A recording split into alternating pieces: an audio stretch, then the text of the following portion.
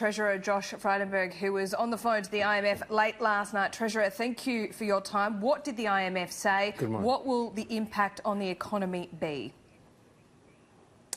Well, what was a good opportunity last night on the call with the International Monetary Fund and counterparts from the United States, from China, Japan, Korea, Italy, the World Bank, the European Central Bank and the Bank of England and others, was an opportunity for everyone to update each other about the various steps that they're taking to support their economies in the face of the spread of the coronavirus. It's very clear that financial markets remain stable and open, and that both fiscal and monetary policy is being used to support those economies. From Australia's perspective, Laura, we go into this economic shock from a position of strength.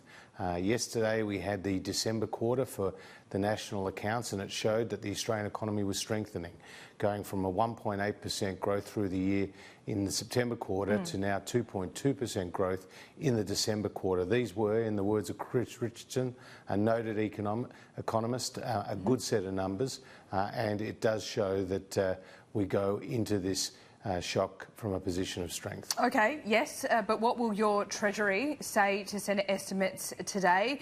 We know the coronavirus, the December quarter doesn't tell the full story of the impact of the coronavirus. So in figures, in cuts to GDP, what will that figure be?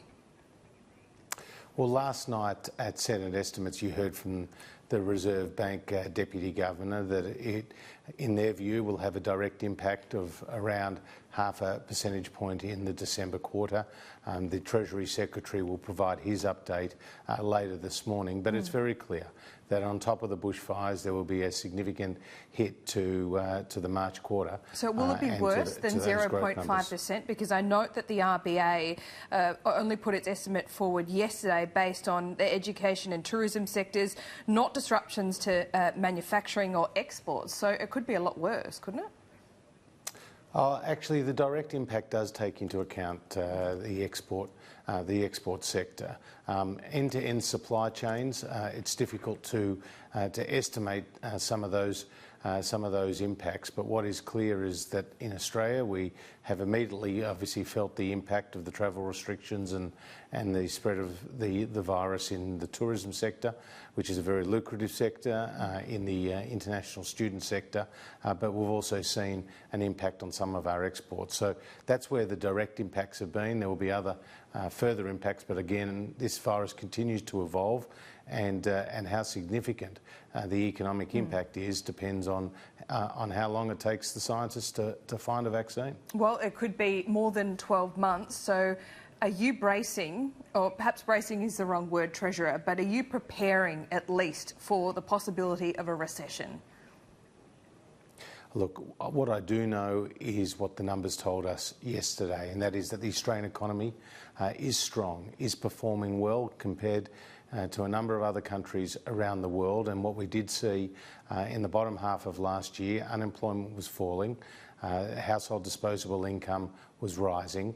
We saw the housing market stabilise. We saw retail sales volumes that were up, and we saw a strong demand for our exports. So we do go into this economic challenge from a position of strength.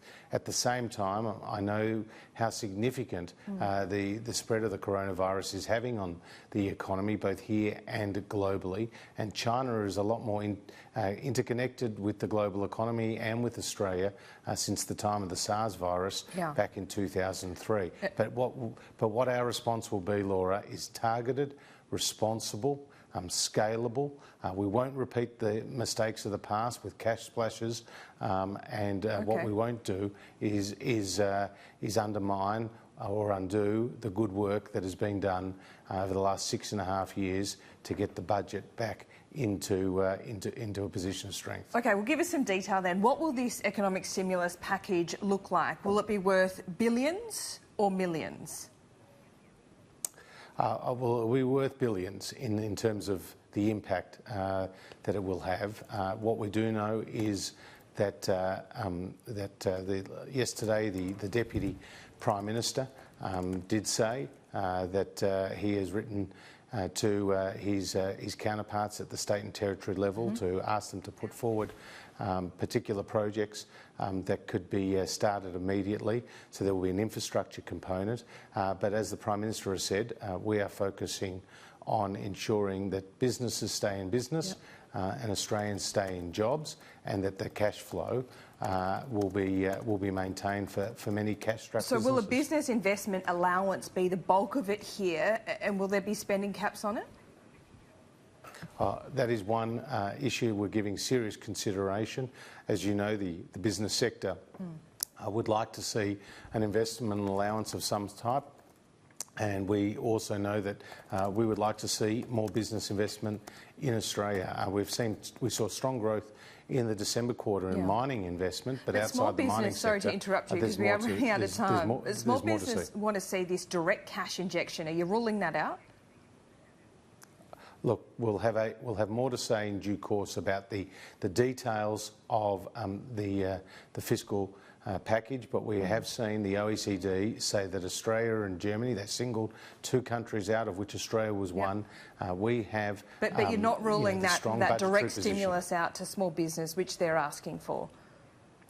Well, I'm not in the rule in, rule out game right now, Laura. What I am doing is saying that our package of measures will be responsible, will be targeted, will be scalable, and it will reflect what is in the best interest of the Australian economy. When will we see it? Next week? Well, you just have to wait and see, but obviously we are working on it day and night.